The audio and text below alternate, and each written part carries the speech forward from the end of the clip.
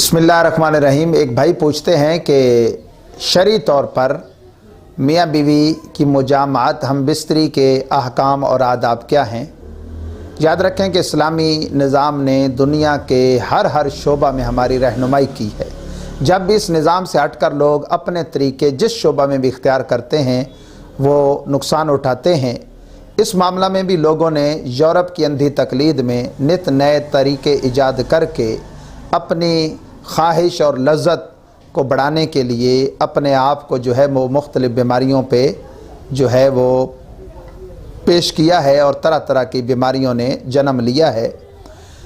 इस्लामी शरीयत में आदाब मुजामात में से ये है कि एक तो मियाँ बीवी के दरमियान खलवत हो, कोई तीसरा वहाँ ना हो, फिर वो अय्याम औरत के अय्याम मखसूसा यानी माहवारी के दिन ना हो, औरत पाक हो इन अय्याम से, और फिर जानबैन की रग़बत और जानबैन का मैलान भी चाहिए।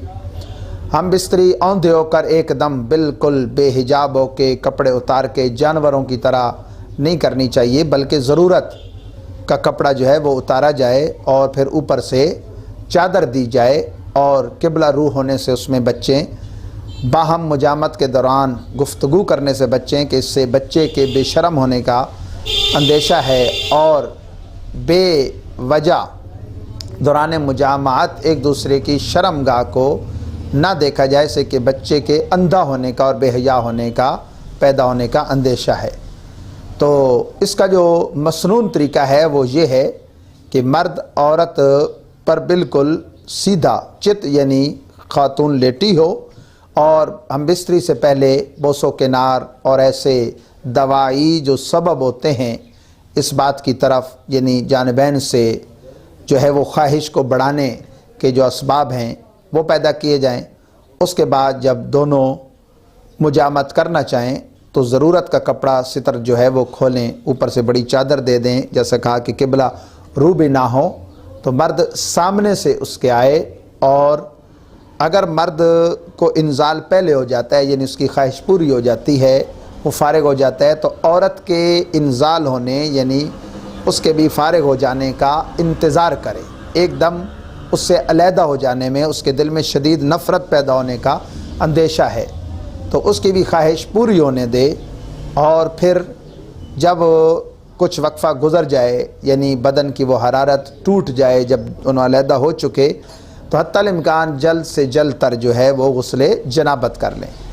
वगरना अगर फिलफौर नहीं भी करेंगे तो गुनाहगार ना होंगे। हाँ, अलबत्ता इतनी ताख़ीर कर देना कि नमाज कज़ा कर देना सिरे से या बेसबब उज़र शरी के बग़ैर, इस बात को बेस बनाना कि जी जनाबत है, सुस्ती करना और गुस्ल करने में ताख़ीर करना कि जमाअत फ़जर निकल जाए, ये जो है सख्त जुर्म है।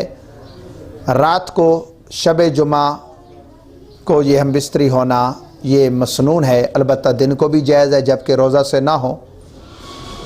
हफ्ता और मंगल का दिन गुजार के आगे जो रात आती है यानी हफ्ता इतवार की दरमियानी रात और मंगल और बुध की दरमियानी रात, इसी तरह चाँद की अव्वल आखिर रात और बिल्कुल दरमियान की रात, इसमें तबई तौर पर इसके बाद नुकसानात हैं हम बिस्तरी के, शरन ममनू नहीं हैं, अलबत्ता तबई तौर पर इसके कुछ नुकसानात हैं यानी औलाद के कमज़ोर पैदा होने, बेअक़ल पैदा होने वग़ैरह का ये सबब बनता है। इसलिए इनसे भी अगर इज्तिनाब करे तो बेहतर है।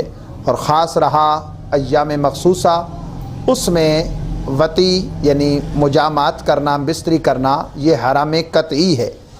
माज़अल्लाह सुम्मा माज़अल्लाह, इसे हराम जानते हुए कोई इख्तियार करे तो वो तो गुनाह कबीरा का मुर्तकिब होगा, लेकिन सिरे से इसकी हिल्लत का कैल हो जाए, हुर्मत का कैल ही ना रहे, तो फिर वो दायरा इस्लाम से खारिज हो जाएगा। क्योंकि नस है इस पर, यसअलूनका अनिल महीद कुल हुवा अज़न फ़अ्तज़िलुन निसा, महबूब आपसे हैज़ के बारे में पूछते हैं, फरमाइए वो नजासत है तो औरतों से दूर रहो। तो बनस कती इसकी हुर्मत साबित है। शेख अहमद अल-मरूम उल्लाह जीवन हिंदी ने तफसीरात अहमदिया में लिखा है कि मुस्तहिल्लुल वत्य फ़ी हालतिल हैज़ फ़हुव काफ़िरुन, हालत हैज़ में वती की हिल्लत का जो कैल है यानी से जो हलाल जानता है, ये अकीदा रखता है, माज़अल्लाह वो काफ़िर हो जाता है।